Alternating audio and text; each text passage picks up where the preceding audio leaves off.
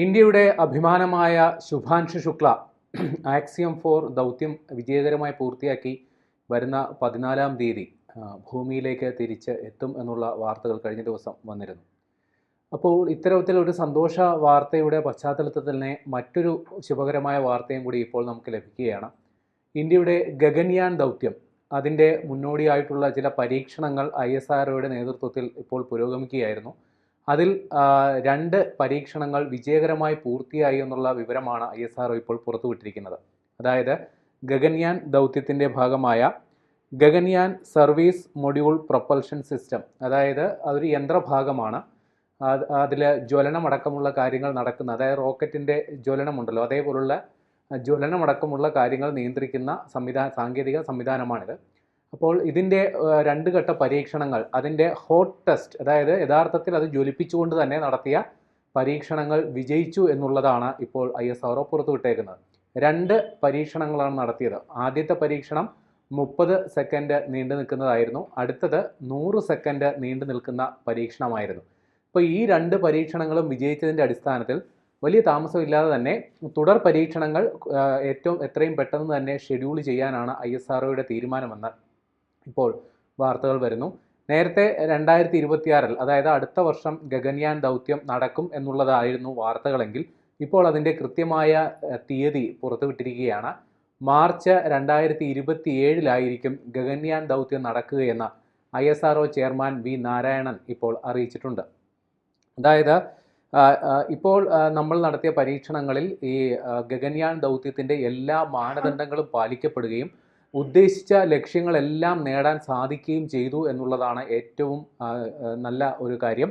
അതേപോലെ തന്നെ ഇനിയിപ്പോൾ ആ ഒരു യന്ത്രഭാഗത്തിൻ്റെ തന്നെ അല്ലെങ്കിൽ മറ്റെല്ലാ ഘടകങ്ങളുടെയും തന്നെ തുടർന്നുള്ള പരീക്ഷണങ്ങളും ആവർത്തിച്ചുള്ള പരീക്ഷണങ്ങൾ നടത്തുകയും പിഴവുകളെല്ലാം തന്നെ ഒഴിവാക്കുകയും, കാരണം ഒരു ചെറിയ പിഴവ് പോലും ഈ ദൗത്യത്തിൻ്റെ വലിയൊരു പരാജയത്തിലേക്ക് നയിച്ചേക്കാം. അതുകൊണ്ട് തന്നെ ചെറിയൊരു പിഴവ് പോലും ഉണ്ടാകാതിരിക്കാനായി ഓരോ ഘട്ടവും വീണ്ടും ആവർത്തിച്ച് പരീക്ഷിക്കാനാണ് ISROയുടെ തീരുമാനം. അതായത് ഇപ്പോൾ നമ്മൾ പരീക്ഷണ ഘട്ടത്തിൽ വിധേയമാക്കിയത് അതിൻ്റെ റിയാക്ഷൻ കൺട്രോൾ സിസ്റ്റം, അതേപോലെ തന്നെ ത്രസ്റ്റർ എന്ന് പറഞ്ഞാൽ ഈ ജ്വലനം നടക്കുന്ന ചെറിയ റോക്കറ്റിന് സമാനമായ സംഗതിയാണ്. അതായത് ഈ വാഹനത്തിൻ്റെ ഗതി നിയന്ത്രിക്കുന്നതിന് വേണ്ടി അതിനെ ഘട്ടം ഘട്ടമായി ജ്വലിപ്പിച്ചാണ് അതിൻ്റെ വേഗതയും മറ്റു കാര്യങ്ങളുമൊക്കെ നിയന്ത്രിക്കുന്നത്. അങ്ങനെ ത്രസ്റ്ററുകളുടെ പ്രവർത്തനം, അതേപോലെ തന്നെ ലിക്വിഡ് അപ്പോഗി മോട്ടോർ, ഇത്രയും സംഗതികളുടെ പ്രവർത്തനമാണ് അല്ലെങ്കിൽ പരീക്ഷണമാണ് ഇപ്പോൾ പൂർത്തിയാക്കിയത്.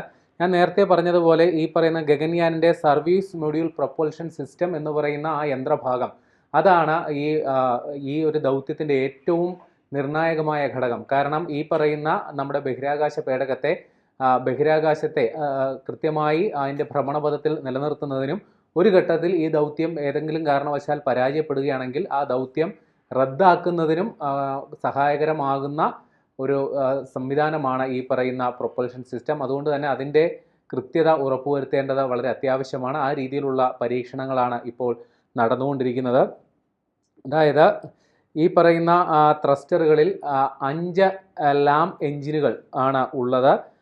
മൊത്തം 16 ത്രസ്റ്ററുകൾ, അതായത് ഞാൻ നേരത്തെ പറഞ്ഞതുപോലെ ഓരോന്നും കൃത്യമായി ജ്വലിപ്പിച്ചുകൊണ്ട്, ഒരു റോക്കറ്റിൻ്റെ വലിയൊരു ജ്വാലയാണ് നമ്മൾ കാണുന്നതെങ്കിൽ ത്രസ്റ്ററുകൾക്ക് താരതമ്യേന ചെറിയ ജ്വാലകളായിരിക്കും ഉണ്ടാകുക. അങ്ങനെ 16 എണ്ണമാണ് ത്രസ്റ്ററുകളാണ് ഈ പറയുന്ന പ്രൊപ്പൽഷൻ സിസ്റ്റത്തിലുള്ളത്. അത് ഓരോന്നും പല ഘട്ടങ്ങളിലായി പ്രവർത്തിപ്പിച്ചാണ് ഇപ്പോൾ ഈ പരീക്ഷണങ്ങൾ പൂർത്തിയാക്കിയത്. പൂർണ്ണ തോതിലുള്ള ഒരു ഹോട്ട് ടെസ്റ്റ്, ഇപ്പോൾ ഞാൻ നേരത്തെ പറഞ്ഞതുപോലെ 30 സെക്കൻഡും 100 സെക്കൻഡും വീതം നീണ്ടുനിന്ന ചെറിയ പരീക്ഷണങ്ങളാണ് നടത്തുന്നതെങ്കിൽ പൂർണ്ണമായ തോതിലുള്ള ഒരു ഹോട്ട് ടെസ്റ്റ് അടുത്ത് തന്നെ നടത്താനാണ് ISROയുടെ തീരുമാനം. ഈ പറയുന്നത് പോലെ വളരെ അഭിമാനകരമായ ഒരു പദ്ധതിയിലേക്കാണ് ISRO കടക്കുന്നത്. ഏതാണ്ട് 4 അംഗ സംഘത്തെയാണ് ഇതിനായിട്ട് തയ്യാറാക്കുന്നത്. അതിൽ നമ്മുടെ മലയാളിയായ പ്രശാന്ത് ബാലകൃഷ്ണനും അതിൽ ഉൾപ്പെടുന്നുണ്ട്. ചലച്ചിത്ര നടി ലെനയുടെ ഭർത്താവ് കൂടിയാണ് അദ്ദേഹം. അതേപോലെ തന്നെ അജിത് കൃഷ്ണൻ, അൻഗാത് പ്രതാപ്, പിന്നെ വിംഗ് കമാൻഡറായി ശുഭാൻഷു ശുക്ല. അദ്ദേഹം ഇപ്പോൾ ആക്സിയം 4 ദൗത്യത്തിൻ്റെ ഭാഗമായി വരുന്ന 14-ാം തീയതി തിരിച്ചെത്തും. ഈ 4 പേരാണ് ഈ ദൗത്യത്തിനായി ഒരുങ്ങുന്നതെങ്കിലും ഈ പറയുന്ന ഗഗൻയാൻ ദൗത്യത്തിൽ 3 പേരെയായിരിക്കും നമ്മൾ ബഹിരാകാശത്തേക്ക് അയക്കുക. ഇവർ ഏതാണ്ട് 3 ദിവസത്തോളം ആ ബഹിരാകാശ പേടകത്തിൽ ശൂന്യാകാശത്ത് ചെലവഴിക്കും എന്നാണ്. ഈ ബഹിരാകാശ പേടകം 7 ദിവസം, അതായത് ഗഗൻയാന് വേണ്ടി തയ്യാറാക്കുന്ന ബഹിരാകാശ പേടകം 7 ദിവസം ശൂന്യാകാശത്ത് നിൽക്കാനായിട്ടുള്ള സൗകര്യങ്ങളുള്ള ഒരു പേടകമാണ്. എന്നാൽ ഈ പറയുന്ന ആദ്യത്തെ ഗഗൻയാൻ ദൗത്യത്തിൽ 3 ദിവസമായിരിക്കും ഇവർ ഈ ബഹിരാകാശത്ത് നിൽക്കുക. ഈ 3 ദിവസം കൊണ്ട് തന്നെ 5 ശാസ്ത്രീയ പരീക്ഷണങ്ങൾ ഈ 3 അംഗ സംഘം നിർവഹിക്കും. അത് Indian institute of space science and technology, university of agricultural science, Tata institute of fundamental research, IIT Patna, Indian institute of chemical technology, Jawaharlal Nehru centre for advanced scientific research. അപ്പോൾ ഈ സ്ഥാപനങ്ങൾ നിർദ്ദേശിച്ചിരിക്കുന്ന 5 പരീക്ഷണങ്ങളാണ് ഈ ഗഗൻയാൻ ദൗത്യത്തിൽ 3 അംഗ സംഘം ശൂന്യാകാശത്ത് നിർവഹിക്കുക. അതായത് വിവിധ ജീവപരിണാമ സംബന്ധമായ അല്ലെങ്കിൽ ശാസ്ത്രീയമായിട്ടുള്ള സംഗതികൾ ശൂന്യാകാശത്തെ സാഹചര്യത്തിൽ ഏത് രീതിയിൽ പ്രവർത്തിക്കുന്നു എന്നുള്ളതായിരിക്കും ഈ സംഘം അവിടെ പരീക്ഷിക്കുക. ഏതാണ്ട് 2006 ഒരു ബഹിരാകാശത്ത് മനുഷ്യനെ അയക്കുന്ന ഉള്ള ഒരു ദൗത്യത്തെക്കുറിച്ച് ഇന്ത്യ ആദ്യമായി ചിന്തിച്ചത്. എനിക്ക് തോന്നുന്നു അമേരിക്ക, റഷ്യ, ചൈന, ഈ 3 രാജ്യങ്ങൾ മാത്രമാണ് ഇത്തരത്തിലൊരു നേട്ടം ഇതുവരെ കൈവരിച്ചിട്ടുള്ളത്. അതായത് ബഹിരാകാശത്തേക്ക് മനുഷ്യരെ എത്തിക്കാനായിട്ടുള്ള സ്വതന്ത്രമായ ഒരു ദൗത്യം ഏറ്റെടുത്ത്. നേരത്തെ ഇന്ത്യയുടെ രാകേഷ് ശർമ്മയും അതേപോലെ തന്നെ ശുഭാൻഷു ശുക്ലയും ബഹിരാകാശത്ത് എത്തിയിട്ടുണ്ടെങ്കിലും ഇതൊന്നും തന്നെ ഇന്ത്യയുടെ സ്വന്തം ദൗത്യത്തിൻ്റെ ഭാഗമായല്ല അവർ എത്തിയത്. ഇപ്പോൾ ISROയുടെ നേതൃത്വത്തിൽ ഇത്തരത്തിലൊരു ദൗത്യം നിർവഹിക്കുന്നു എന്ന് തന്നെയാണ് ഇതിൻ്റെ പ്രത്യേകത. 2006 ഇതിനെ സംബന്ധിച്ചുള്ള ആദ്യഘട്ട പരിശോധനകൾ അല്ലെങ്കിൽ സാധ്യതകളെക്കുറിച്ച് നമ്മൾ ശ്രമങ്ങൾ ആരംഭിച്ചത്. പിന്നീട് അതിനെക്കുറിച്ച് പല രീതിയിലുള്ള ചർച്ചകൾ നടന്നു. ഏതാണ്ട് 10,000 കോടി രൂപ ചെലവ് വരുന്ന ഒരു ദൗത്യമായിരുന്നു അത്.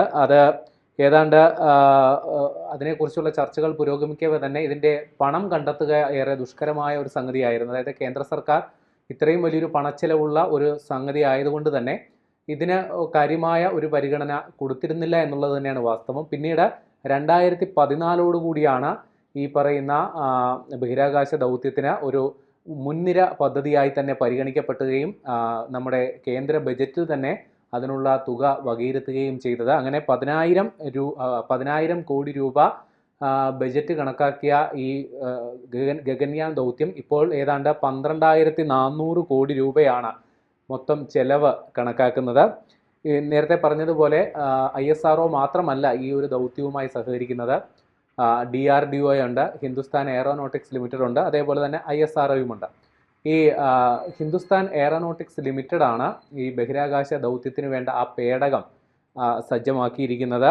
അതുമാത്രമല്ല പിന്നെ DRDO ആണ് ഈ പറയുന്ന ബഹിരാകാശ സഞ്ചാരികൾക്ക് വേണ്ട സാങ്കേതിക സഹായവും ഈ പറയുന്ന സഞ്ചാരികൾക്ക് വേണ്ട ശൂന്യാകാശത്ത് കഴിക്കേണ്ട ഭക്ഷണമടക്കമുള്ള കാര്യങ്ങൾ, അവരുടെ ആരോഗ്യ പരിചരണം, റേഡിയേഷൻ, അതായത് ഇവർക്ക് ശൂന്യാകാശത്ത് ഉണ്ടാകാൻ സാധ്യതയുള്ള അല്ലെങ്കിൽ ബഹിരാകാശ ജീവിതത്തിൽ ഉണ്ടാകാൻ സാധ്യതയുള്ള വെല്ലുവിളികൾ നേരിടാനായിട്ടുള്ള സജ്ജീകരണങ്ങൾ, പിന്നെ ഏറ്റവും പ്രധാനം ഇവർ തിരിച്ച് ഭൂമിയിലേക്ക് ഇറങ്ങുമ്പോൾ ഉപയോഗിക്കേണ്ടത് സ്പ്ലാഷ് ഡൗൺ എന്നാണ് പറയുക, അതിനുപയോഗിക്കേണ്ട പാരച്യൂട്ട് അടക്കമുള്ളവ DRDOയാണ് സജ്ജമാക്കുന്നത്. പിന്നെ ISRO ഈ പറയുന്ന ബഹിരാകാശ ദൗത്യത്തിൻ്റെ വിക്ഷേപണവും അതിൻ്റെ നിയന്ത്രണവും അടക്കമുള്ള കാര്യങ്ങൾ ISROൻ്റെ സാങ്കേതിക കാര്യങ്ങളെല്ലാം നിയന്ത്രിക്കുന്നതും മറ്റും ISRO തന്നെയായിരിക്കും. നേരത്തെ തന്നെ ഈ പറയുന്ന ഗഗൻയാൻ ദൗത്യത്തിന് വേണ്ടിയിട്ടുള്ള അൺക്രൂഡ് മിഷൻ, അതായത് മനുഷ്യരെ ഉൾപ്പെടുത്താതെയുള്ള വിക്ഷേപണങ്ങൾ നേരത്തെ തന്നെ നമ്മൾ പൂർത്തിയാക്കിയിട്ടുണ്ട്. 2014 ഡിസംബറിലായിരുന്നു ആദ്യ അൺക്രൂഡ് മിഷൻ, അതായത് ആളെ ഇല്ലാതെയുള്ള വിക്ഷേപണം സാധ്യമാക്കിയത്. അത് വളരെ വിജയകരമായി പൂർത്തിയാക്കി. 2019 ഗഗൻയാൻ ദൗത്യത്തിനായിട്ടുള്ള സംഗതികളെല്ലാം തന്നെ പൂർണ്ണ സജ്ജമാക്കിയിരിക്കുന്നത്. 4 ബഹിരാകാശ യാത്രികരെ നമ്മൾ ഇതിന് തിരഞ്ഞെടുക്കുകയും ചെയ്തു. അവർക്ക് വേണ്ടിയിട്ടുള്ള ശാസ്ത്രീയമായ പരിശീലന മുറകൾ അവർ ഇതിനോടകം തന്നെ പൂർത്തിയാക്കി. അതിൻ്റെ ഭാഗമായി തന്നെയാണ് ശുഭാൻഷു ശുക്ല ആക്സിയം 4 ദൗത്യത്തിൻ്റെ ഭാഗമായതും. ഈ പ്രശാന്ത് ബാലകൃഷ്ണൻ, അജിത് കൃഷ്ണൻ, അങ്കാത് പ്രതാപ് അടക്കമുള്ളവർ ഇതിനോടകം തന്നെ ഈ ഗഗൻയാൻ ദൗത്യത്തിൻ്റെ ഭാഗമായുള്ള പരിശീലനങ്ങളിലാണ്. ആക്സിയം 4 ദൗത്യത്തിൻ്റെ അനുഭവ സമ്പത്തുമായി ശുഭാൻഷു ശുക്ല വൈകാതെ തന്നെ ഇന്ത്യയിലേക്ക് മടങ്ങിയെത്തും. അതോടുകൂടി ഗഗൻയാൻ ദൗത്യം എന്ന് പറയുന്ന സ്വപ്ന പദ്ധതിക്ക് കൂടുതൽ വേഗവും ഊർജവും കൈവരിക്കും. ഏതായാലും നേരത്തെ അടുത്ത വർഷം 2026 നിശ്ചയിച്ചിരുന്ന ദൗത്യം 1 വർഷം കൂടി നമ്മൾ കാത്തിരിക്കേണ്ടി വരും. മാർച്ച് 2027 ഗഗൻയാൻ ദൗത്യം അത് യാഥാർത്ഥ്യമാകും. അങ്ങനെയാണെങ്കിൽ ഇന്ത്യയെ സംബന്ധിച്ച് അത് വളരെ വലിയ ഒരു അഭിമാനകരമായ നേട്ടവുമായിരിക്കും.